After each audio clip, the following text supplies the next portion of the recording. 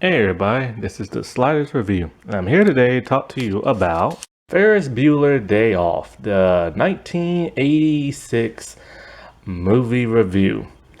An instant classic. A John Hughes movie. Now, John Hughes was huge in like the 80s and the 90s when it came to that of comedy, family movies and stuff. But sadly, he has passed away. And you don't see those good old feel good movies no more. We've changed now. We're in the era of comic books. And thank God for that. Because I love comic book stuff.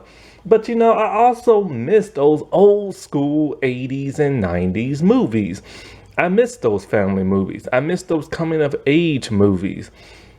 I miss movies where people find themselves. And Ferris Bueller is one of those type of movies and is bizarre, like wacky kind of way. See, when John Hughes crafted this movie, he wrote it in less than a week. He wanted it to be a love letter to that of Chicago. And he said that he already knew what the movie was about. He had the beginning, the middle, and the end. He just hasn't written the characters for it yet. And he created one of the most famous characters of all time. So famous that I believe a year later, this is what crafted the Zach Morris character in Saved by the Bell. Because before Saved by the Bell came into fruition, it used to be called Good Morning Miss Bliss. And the Zach Morris character was completely different in that.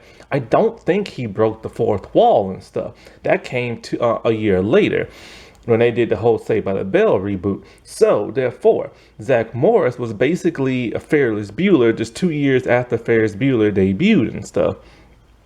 And then if you ever watched any those NBC Saturday morning teen dramas and stuff, or teen comedies, I should say, there was one called, what was it?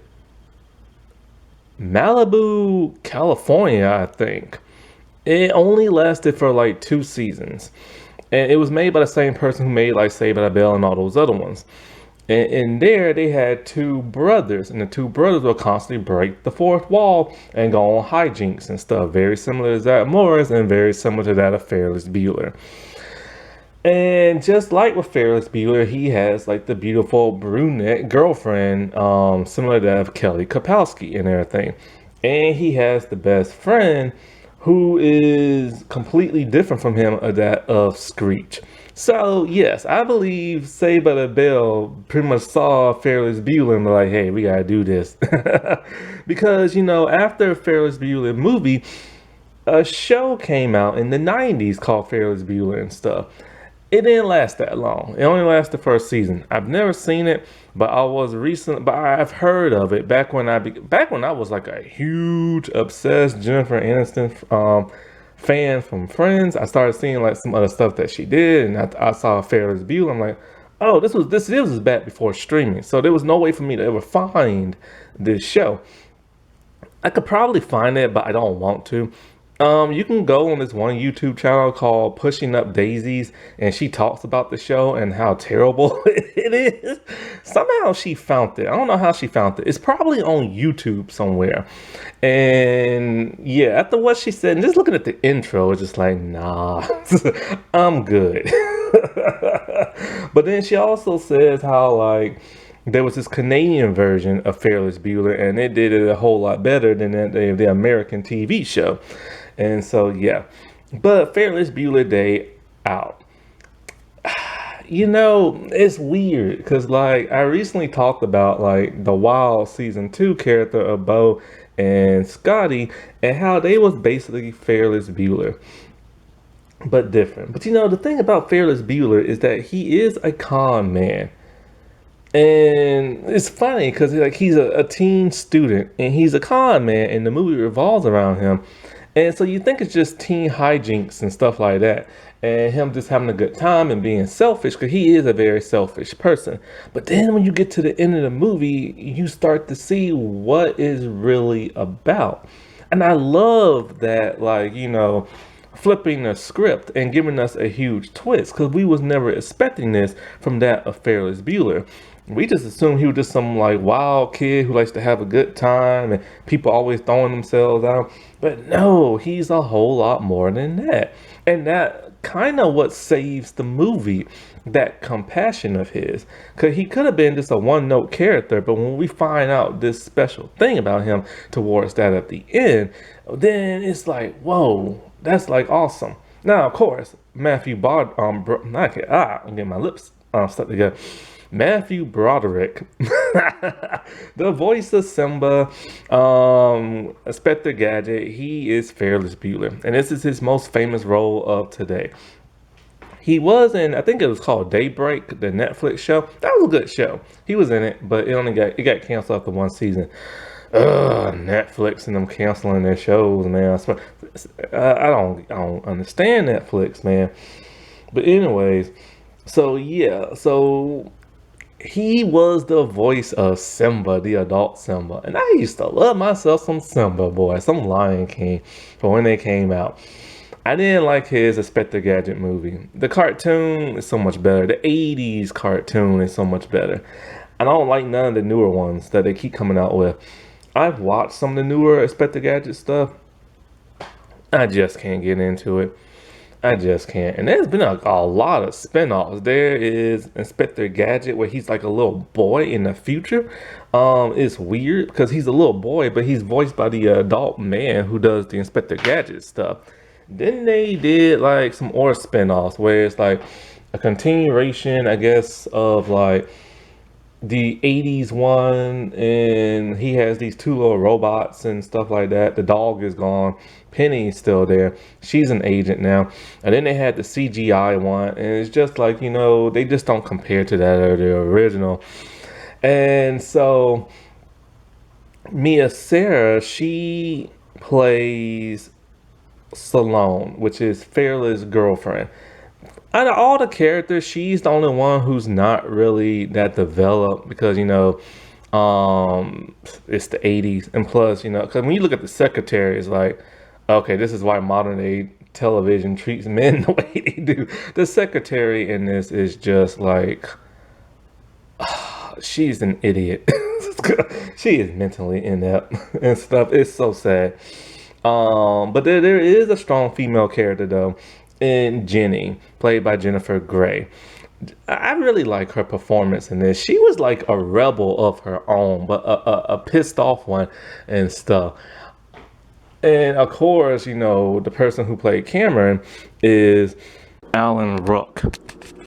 Now, the dude who played Cameron, he went on to play the captain of the Enterprise B in Star Trek Generations, and he's done some other stuff. Mia Sarah, I didn't even know this was her. She played Harley Quinn in Birds of Prey. And I'm just like, that didn't even look like her. It didn't even sound like her. Cutting your hair and dyeing it blonde really makes the person look different. But then when I look at her now, I'm like, okay, I can see her now and stuff. And the thing about her character is that when she spoke, I'm always like, why does she sound French? But she's not French. She's actually Italian. And I was just like, because I just always hear her voice, I'm just like, it sounds French, but she's trying to talk with an American accent, but she's Italian. And so the thing about Ferris Bueller is this. He is kind of like the it kid in school. He's this preppy, you know, sly, cool guy and everything. Everybody loves him at school. Except for like, you know, the dean, Dean Rooney and everything. But everybody loves this kid, right? Except for that of his sister and everything. But you know what? He's like the parents' favorite and everything. And he's just one of those rebel without a cause type person. But you know, he has a cause and everything. And so like, he's only been absent 9 days out of the semester. That's as far as he can push it. This makes his 9th. It's been actually 8. And so it's weird because like every time he fakes being sick, people believe it. And everybody is concerned about him. The teachers, the staff, the students at school, random people on the street. They think every time he's sick, they always think he's dying and stuff like that, which makes it even more hilarious. Now, there are some things in this movie that don't make no sense, but it's the 80s, so what you really expect. Um, but it's just hilarious how everybody in town is rooting for this kid to live, and he's just pretending to be sick. And when he pretends to be sick, he does in the most outrageous way. When he coughs, like it sounds like he's dying and stuff. Now, Ferris, even though he's a con man, a grifter and all this stuff, he's not really a grifter, but he's like a con man type person. He's very intelligent. He knows his way around electronics and stuff. He wanted a car, but his parents gave him a computer instead. Somehow, in the 80s, I know the internet was around for like the military in the 80s, but I didn't think it was around for home purposes and stuff. It couldn't have been. But somehow he was able to hack into, like, this is the part where I said don't make no sense. He was able to hack into the school records and change his absences and stuff. And so, like, he's able to rig like radios and to the computer and like a lot of equipment stuff around the house, and like make a pulling system to where when his parents come in to check on him, it's a pulling system where it has like a dummy and it's pretending to move and snore, and it's like the radio's like snoring and stuff. So he's able to rig all this cool stuff. Like, he's very intelligent and stuff. And so the thing in this movie, he wants to skip school, and he couldn't believe his parents bought him being sick. Like, because he's actually laying in bed and he's just like moping and everything. His sisters are like, "Oh, you're faking it," and everything, because she hates how she's a good girl and she does everything by the rules, and nothing ever comes of that. Like, her parents still love Ferris more, and so he's very shocked that like his parents bought it. So he's just in the house, like hanging around, doing all kind of cool stuff, and then he decides he wants to get out. Cause what's the point of staying indoors if you like having a sick day? And there's a lot of stuff going around town today. Plus, there's a special reason why he wants to get out. So he has to call his ride, Cameron, which is his friend, who is not paraplegic, but a hypochondriac. He's always think he's sick. He's always think he's dying. He's moping around. The dude suffers from some extreme depression. And it's because Ferris is always getting him in trouble. And then his dad gets on to him and stuff. So he's just kind of like moping. He's like he's an emo kid basically and stuff. Pre-day emo-ness and stuff. So he's just sad, he's depressed, he's emotional, he's just a slump, he's like a sloth, he doesn't want to like, go out and all this other stuff. But Ferris is determined to like, get this dude out so he can get that car and, hang around town. And so when it finally does work, the guilt trip and everything, they have to go pick up Ferris' girlfriend. But Cameron screws things up. He pretends to be Salone's dad on the phone and talking to Dean Rooney.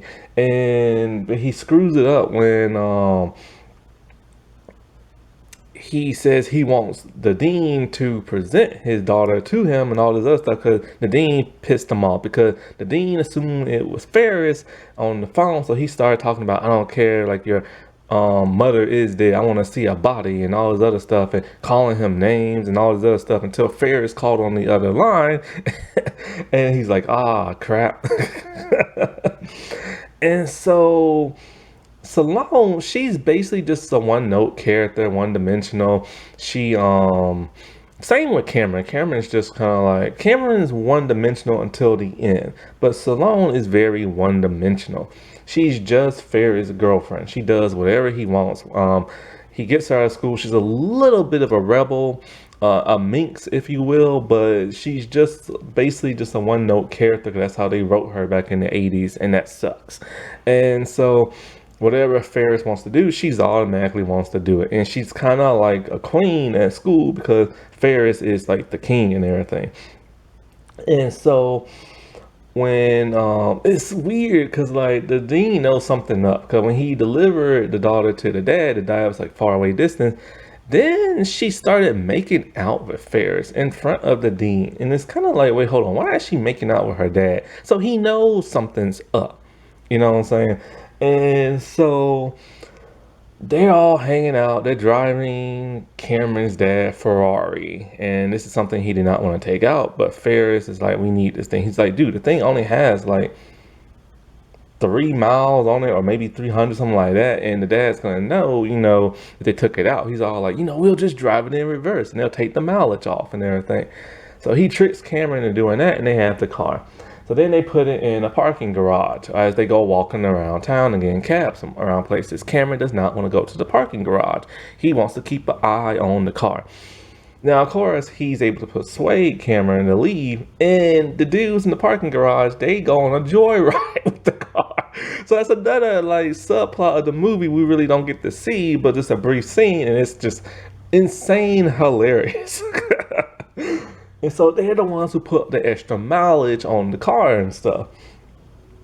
So as they're hanging out, they go to a museum, and it's a hilarious scene with them like posing and everything.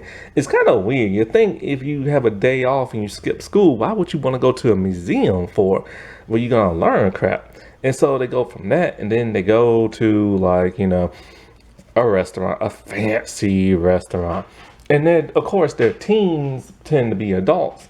And this is the part that don't make no sense. It's just that the waiter, no, the maitre d' dude, he knows they're teens, but they pretend to be adults. And then he's all like, "I'll call the police." And he's like, "Fine, I'll do it for you." And so he goes in another room to use the phone, because Ferris is on the other phone, pretending to be the cops. And then they trick him into thinking that, this crap and this. And it's just kind of weird, but, it happens. And so their families made of money, like Cameron's dad and Ferris' dad. And so they're able to afford this fancy, fancy dinner. Only problem is Ferris' dad is there, so he has to sneak out. When they're in a taxi cab, it's hilarious because they spot Ferris' dad in the next taxi next to them.